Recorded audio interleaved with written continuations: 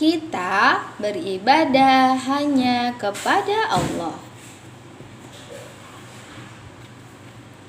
Pada malam hari, kita bisa melihat bulan dan bintang. Pada siang hari, kita bisa melihat matahari. Saat memandang ke langit, kita bisa melihat bintang dan awan. Di bumi, kita bisa melihat hutan, laut, dan berbagai binatang, dan banyak lagi hal lainnya. Saat memperhatikan sekitar kita juga melihat banyak gedung, mobil, dan mesin. Nah, gedung, mobil, dan mesin ini sudah pasti ada yang menciptakannya. Diperlukan banyak orang pintar untuk membuat berbagai benda ini. Segala sesuatu tentu saja ada yang menciptakannya. Semua itu tidak muncul dengan sendirinya. Bulan, bintang, dan matahari jauh lebih besar. Bahkan lebih sulit untuk diciptakan daripada mobil dan mesin. Lalu, siapa yang menciptakan bulan, bintang, matahari, dan awan? Orang-orang yang hidup di zaman dahulu, begitu juga yang hidup di masa kini, mengetahui bahwa ada yang menciptakan semuanya, baik yang ada di langit maupun di muka bumi. Mereka tidak bisa melihatnya, tetapi mereka tahu Dia ada. Mereka bisa melihat segala hal yang sudah Dia ciptakan untuk mereka.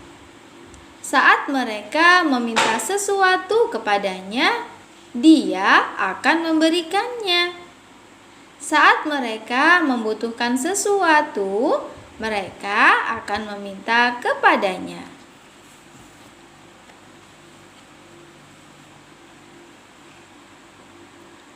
Di dunia ini, orang-orang berbicara dengan bahasa yang berbeda-beda.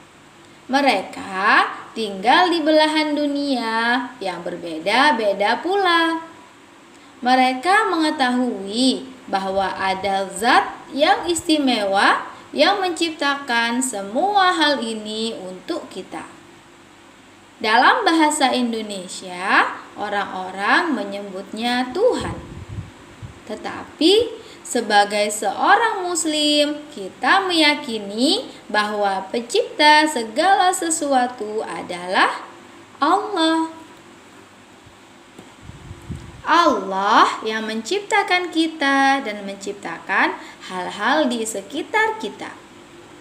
Hal ini tidaklah sulit baginya. Allah mampu melakukan segala sesuatu sesuai kehendaknya. Semuanya mudah bagi Allah. Allah memberi kita semua hal yang kita butuhkan. Misalnya, hujan yang akan menjadi air minum kita.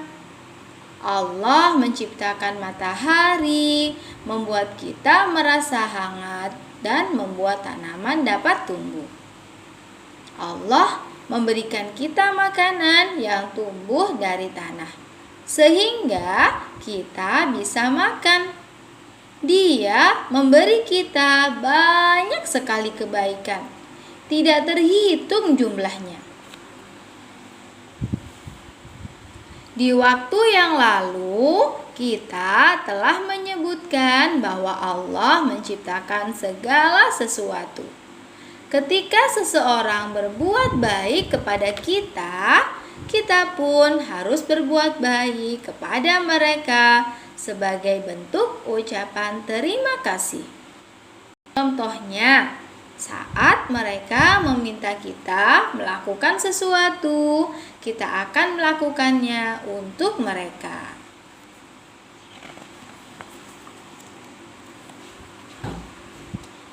ibu melakukan banyak hal baik untuk kita. Beliau sangat baik dan merawat kita dikala kita sakit. Kita pun menyayangi ibu dan melakukan segala hal yang beliau katakan. Allah memerintahkan kita untuk bersyukur kepadanya. Allah telah memberi kita banyak sekali kebaikan, lebih banyak daripada yang mampu kita hitung. Allah memberi kita mata, telinga, dan banyak hal lainnya di tubuh kita. Dia memberikan apa saja yang kita butuhkan. Allah bahkan melakukan banyak hal untuk kita, lebih daripada yang dilakukan oleh ayah dan ibu. Jadi, kita harus melaksanakan apa yang Allah perintahkan. Kita pun tidak boleh melakukan apa yang Dia larang. Semua hal yang Allah perintahkan baik untuk kita. Semua ini karena Allah begitu menyayangi kita. Allah memerintahkan kita untuk beribadah kepadanya dan tidak kepada selainnya.